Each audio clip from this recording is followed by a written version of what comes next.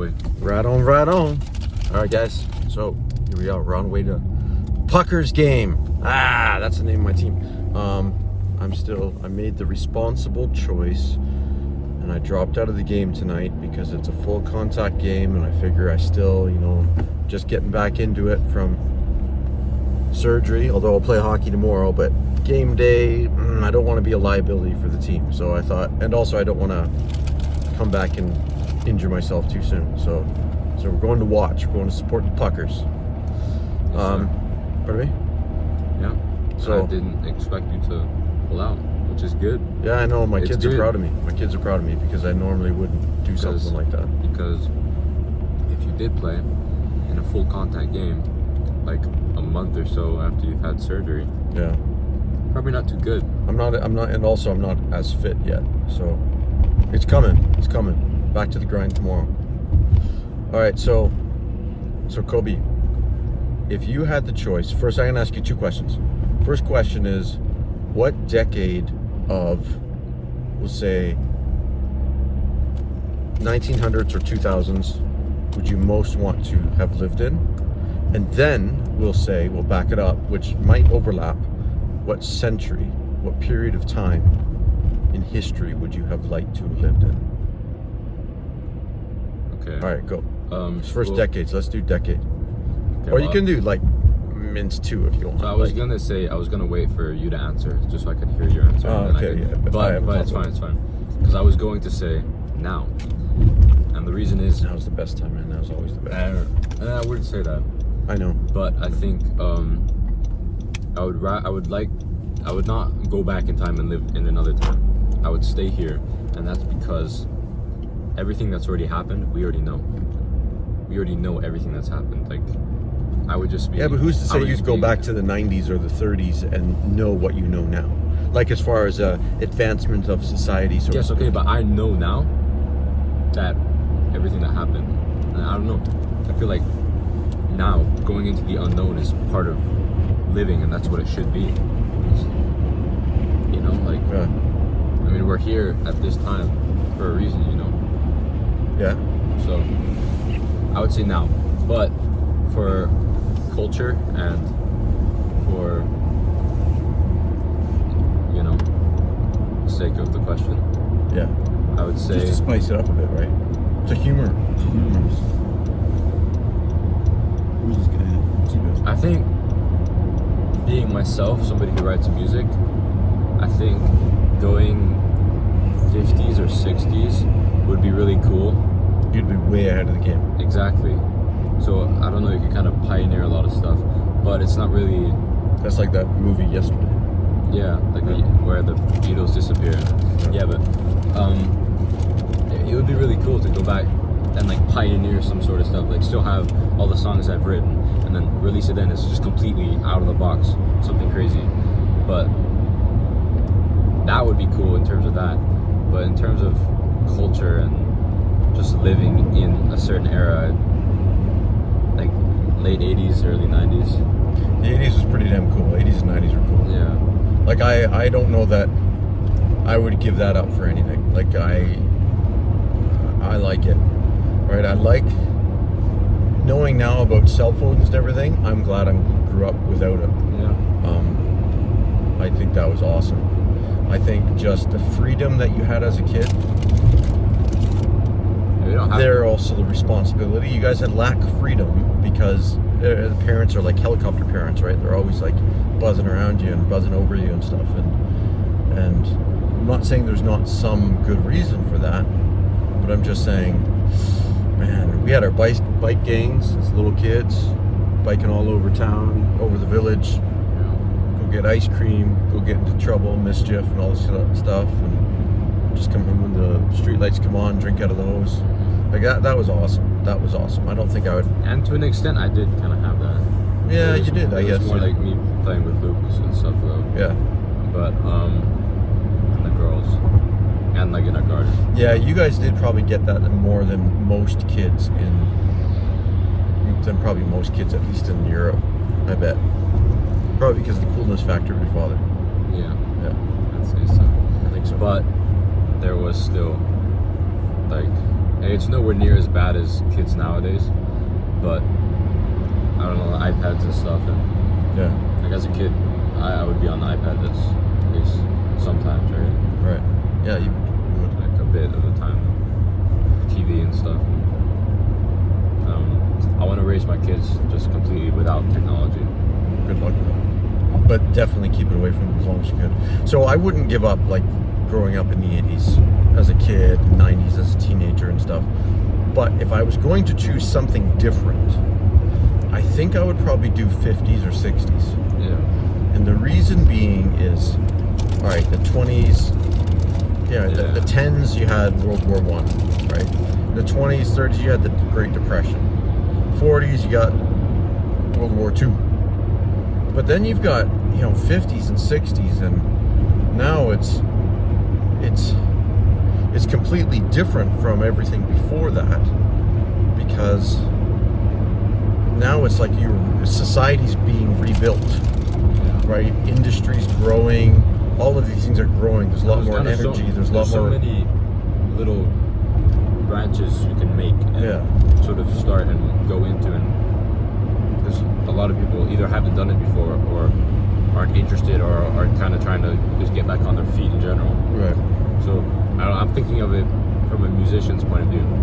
Well, funny you say that, because I've often thought I would love, like, what if I went back to, like, imagine if I was like in the 1200s or the 800s or the 1500s as a chiropractor. Knowing if I was as good as I am now, back then, you would get killed. I'd be treated like royalty, man. Yeah, I'd be adjusting the king and queen. Yeah, you'd be called a witch.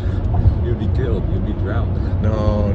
That's because they're using potions. I'm not using potions. I'm using my hands, and I just say, I am a lightning bone setter, and I would speak it to them like a completely structural thing, like it makes sense, and they're silly for not understanding it. I would have been the chiropractor to royalty. I'd live in the palace, man. You should be. If the Duke of Luxembourg was go to a chiropractor, I know. They should go to you, right? They should. Absolutely. But they probably wouldn't want a non-Luxor. Probably not, but they don't have any Luxors to choose from. Exactly. From a chiropractic perspective. So you technically should be. But they should come to me. And I mean that in a couple different ways. One is because I actually do work at trying to get better all the time. And I'm very focused on adjusting each adjustment on each person every day. So there's that, which then means I am always honing my skills. But what I also mean is that when you see somebody, whether it's a chiropractor, a massage therapist, a medical doctor, or anybody who's working on you, you want to see somebody who, I don't want to say is cocky. Cocky's not, I don't like cocky. That's arrogance, and we don't want that. But I mean confident, right? Confident that they know what they're doing with reason, right? Because they've put in the time, they put in the effort, they put in the study, and therefore they're confident in their skills. Doesn't mean that there's not room for improvement. Of course, there's always room for improvement, but confident. And so therefore, I'd say, yeah, you're darn right. Duke needs to get adjusted. Come to me, brother. I'll set you up, because I do a good job. But I do a good job with everybody. I wouldn't treat anybody different because they're royalty or because they've got lots of money. I mean, every person's a person, and you treat them all with the utmost respect. Of course. So yeah. But I have thought that before about living in the 1100s or 700s, and sort of having something that I could be the chiropractor for Pharaoh. That'd be cool. Yeah. Until you slip up accidentally. Yeah, and then just chop my head off. What can you do? So, what about in history? In history? I would say. Yeah, see, that's a tough one, because if you, aside from the time that you're in, the thing is you're putting up with all kinds of crap, like literally crap. Yeah. When you don't have plumbing, and you have all this disease, and medicine isn't very good. And actually, do you know who the best medicine in history is? Plumbers. Plumbers have done more for the health of societies than anybody else, just through sanitation. Yeah, I guess. But So that's why it's actually kind of hard, I would say, to say, all right, I'd love to live in a different place, because you're dealing with so much more crap, such a higher mortality rate of infants and anybody who gets sick. That's a tough one. But from a historical perspective, like in the sense of, okay, if we forget about illness and stuff like that, what would be cool? I would want to live in the time of Christ. Yeah, that would be neat. That would really be. We talked about that a little bit on one of your podcasts once, right? So. Just to see, be a part of all that. And just see it, just witness it. That would be neat. I would be very. Imagine seeing that. All right, so if you could have three, all right, so sort of on the same kind of idea. Imagine listening to the parables. If you could sit down and talk with 3 people, have a dinner party, and you can have 3 guests, who would you bring? From all history. I mean, I'd maybe not 3, just anybody. I mean, Christ would be cool. Napoleon would be cool. And I would say, like, good and bad. I would like to talk to someone like Hitler, because I want to know what's going on in his head. How do you get to that point? Especially if you come up with retrospective,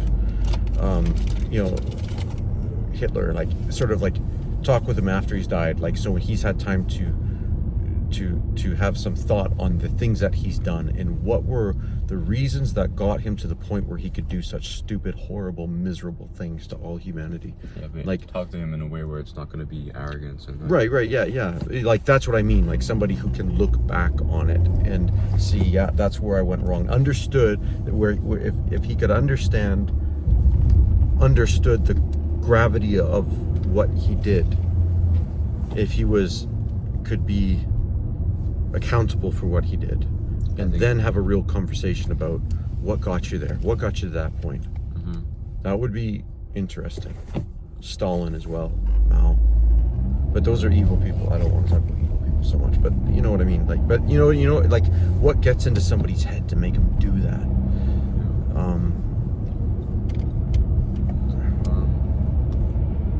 Muhammad Ali. I mean, he was quite the poet. Fast with his hands, fast with his words. I would say Martin Luther King Jr. I'd love to talk with him, and Gandhi.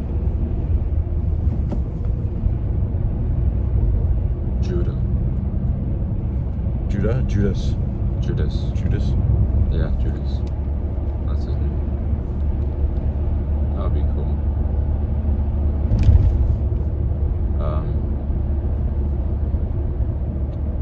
I don't know. I'd have to really think about that.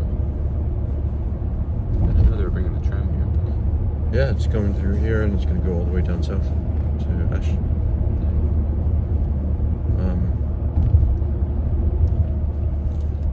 I don't know. Rosa Parks.